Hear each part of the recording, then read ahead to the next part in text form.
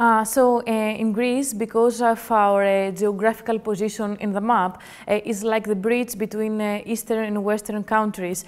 So also the previous year, but basically the last 2 years, because also of the Arab Spring, but also the previous years because of the war in Iraq and Afghanistan, we had many people arriving, refugees or asylum seekers from these countries to Greece. But actually they didn't want to stay to Greece, but because of the geographical position, it was just the path to go to USA or to Northern European countries in order to ask for asylum. The real problem is that the Greek government or the Greek policy all these years, they didn't have a clear migration policy. Imagine that we don't have either an institution about migration that they can really, or a ministry of migration. Here in Luxembourg, that they have at all no migrants, it's really, really less, I mean, from non-European countries, and they have a Ministry of Migration. And this, for us, it's a political will. It's not that they can, it's that they don't want. For example, how they face or how they think that is the right way to face this new situation for Greece. It's 3 different ways. The first one is Frontex. As you may know, it's the guard of the borders to the islands. So this is actually police. It's like a military police. The second way to face the situation is to create detention centers instead of reception centers. So the people, they are coming, instead of having a reception center with all some facilities and some services and lawyers and interpreters in order to know what they can do or what they can't do in the new country, they have detention centers. So now Greece at that moment, it's becoming a big prison for all the refugees. The other thing is that they propose that they build a wall in the northern part of Greece in order to prevent people to come, the ones that they come on foot from the mainland.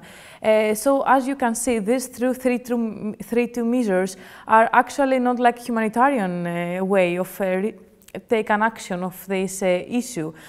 Also, there is no asylum seekers, the application in order to apply for asylum, it's not in an institution that it's expert on that. It's in the hands of the police. But as we know, police, they don't have any education about how to handle the situation.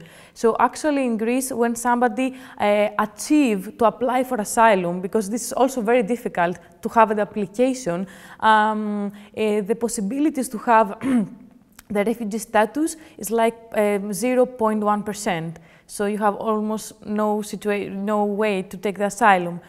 From the other hand, the situation is also worse because Greece, like also other countries, they have signed the treatment of Dublin II.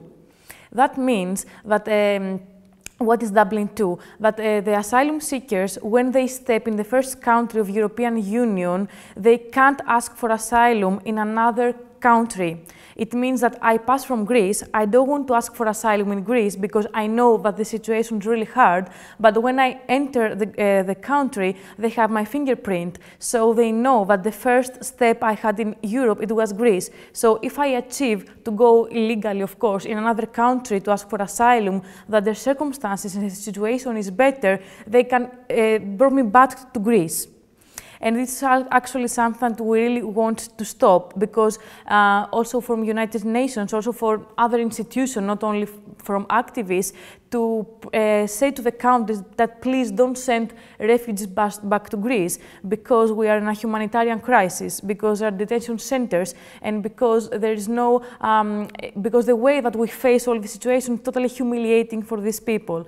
But it's not only the humiliation of these people, it's also that we have many Mediterranean Sea can become a wet cemetery for all these people because Frontex, in order to prevent all these things, we have, they sink their boats. Also, this mafia that they promise paradise to asylum seekers, in order them to have them to be in the mainland, they sink their boats into the Aegean Sea. And sometimes there is no the forces that they can put them to the land. So, and I know the same happened between Italy and Libya, and the same happened between Turkey and Greece. And I think this is a humanitarian crisis, and all the countries need to do something for that. If you ask me, for example, what's going to be our proposals, what we can do. The first thing is to stop the Dublin II, but we can't send back people in Greece because they don't really want to stay in Greece. They want to go further because they know the situation. From the other hand, is to create reception centers in the islands and in the borders that the people come in order to see, which is minors. We have also minor accompanied. We have families, we have women alone, we have migrants that's totally different from refugees, and we have also asylum seekers. So the first thing to separate who is who and not just put them all together, and then to create some services for them, and then to see how we can handle it. But the first thing is how we welcome these people, because this creates perception and consciousness in all the Greek society. Okay, and now we live in a very dangerous period in Greece, because also for the financial crisis, and because how this phenomenon of mass people from Arabic countries arriving in Greece, political power parties like the new Nazist party, Golden Dawn, they really use it in order to create a very bad atmosphere, in a very racist and xenophobic and maybe fascist atmosphere in Greece. But it's not only this extra Nazist, new Nazist party. All the government, because we had also pre-electoral period, they create, as we say, a very, how can I say, they create the whole atmosphere in order these ideas of faces to be